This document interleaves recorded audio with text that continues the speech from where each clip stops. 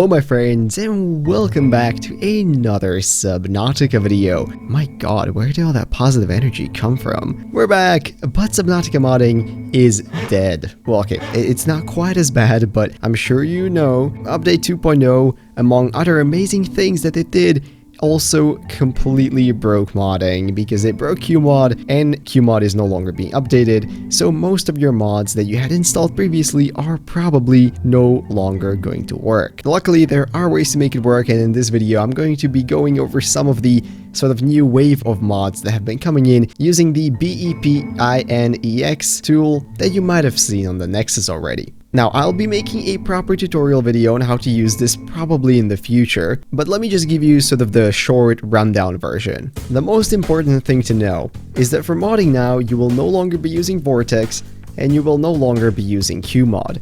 What you will be doing instead is using something called BepInEx, which is sort of a framework for modding in Unity in general, not just for Subnautica, but it's something that you will just have to use from now on. The instructions on this are actually pretty clear. If you look on the page, it simply tells you to download the relevant archive, extract it, and then put it into the folder where your Subnautica is installed. Now, once that happens, there will be a bunch of new folders in your Subnautica folder, and the most important one will be the BEP folder, inside of which there is a subfolder called plugins. Now, this is where you will from now on be putting all of your mods. The thing you will also notice is that on the Subnautica Nexus website, most of the new mods that are flooding in already have BEP in brackets behind them to signify that they will work with this new form. When you download one of these mods manually, you will get a compressed file, which after extracting will contain a plugins folder.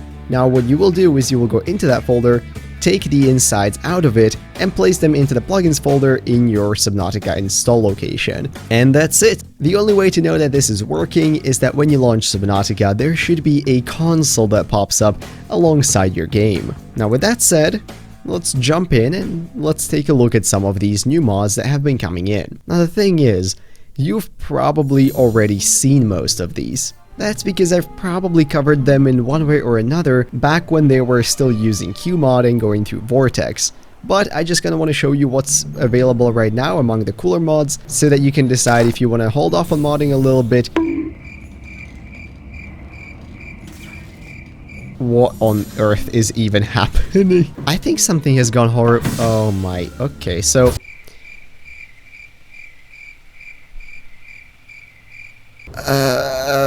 Subnautica. Right, so I believe I understand exactly what happened there. Let's try that again real quick. Why am I plagued with the army of Reapers? How did I immediately fall out of my life pod? And why is this one doing flips? What is happening? Are we safe?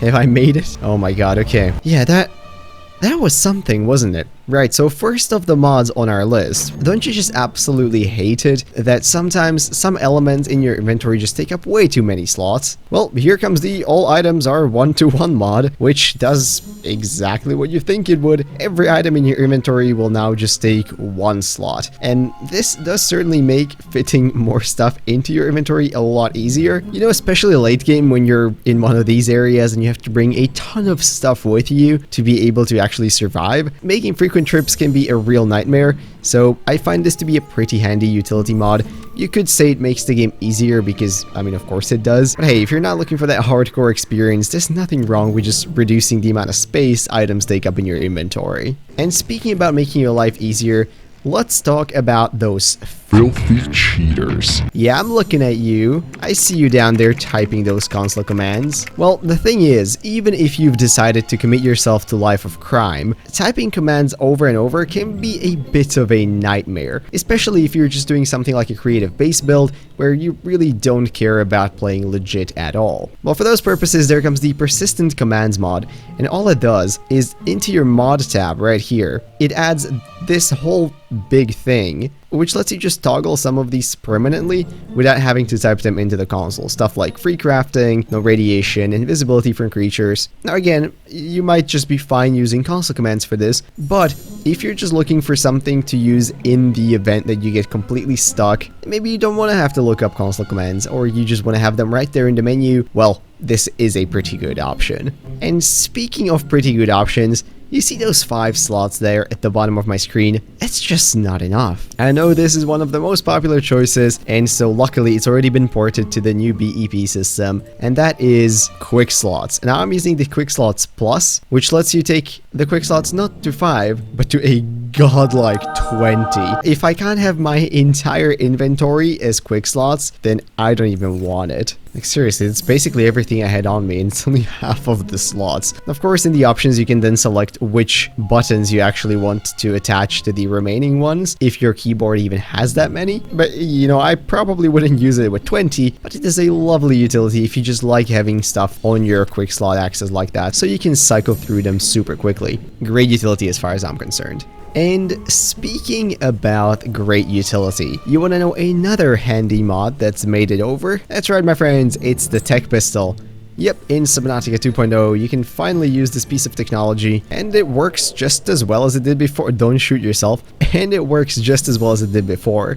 So by pressing F, you can switch between the modes of laser, which will deep fry anything you pointed at, cannon, which will kind of do the same thing, big, my favorite, which just makes anything you pointed at grow considerably. That's big. And there we go. At 10, it disappears, apparently. I've also tried to use it on the life pod, but it seems to only increase the life pod's collision box, not the actual model. So yeah, I mean, this is a lot of fun if you're just messing around increasing the size of things for no reason, and it can absolutely break your world completely. And you know, it can even craft giant reapers, so even your nightmares are safe. And speaking of nightmares, you know one thing that I find pretty annoying? It's how fish in the distance, and especially the big ones, tend to just clip through geometry like it's nobody's business. And the next mod actually aims to fix that. The solid terrain mod makes it so that terrain renders further away from you, which should stop creatures like the Reaper, for example, from just randomly phasing out of existence. Okay, let us observe this specimen, and let's see if he decides to clip through the rocks down there. Okay, new strategy, I'm gonna go into the mountains. I feel like the Reapers there tend to clip a bit more. Oh, like see that one down there? Ah, what about this one? He's going very, very carefully. Ooh, okay, look at that. He did actually turn around properly. Now, this mod will hit your performance a little bit, but it doesn't seem to be that bad at all. And if it can stop Reapers from suddenly appearing from below the ground where I'm currently swimming, boy, that's 100% improvement. And speaking of things appearing from out of nowhere, you might be wondering what on earth that first mod was that made Reapers spawn everywhere. Well, that's the custom spawns mod. That one made it over as well, and I clearly was unable to configure it well. So this one is a little bit more complicated. If you read the mod description page, it tells you that you will have to actually configure the JSON file that will come with the mod. Now, this will involve you having to tinker, most likely in Notepad a little bit, but it should give you the option to determine how likely something is to spawn and how many pieces of it should spawn in any given biome. Okay, we're loading in. I haven't had the best experiences with this before, but I'm sure this time we got the formula right.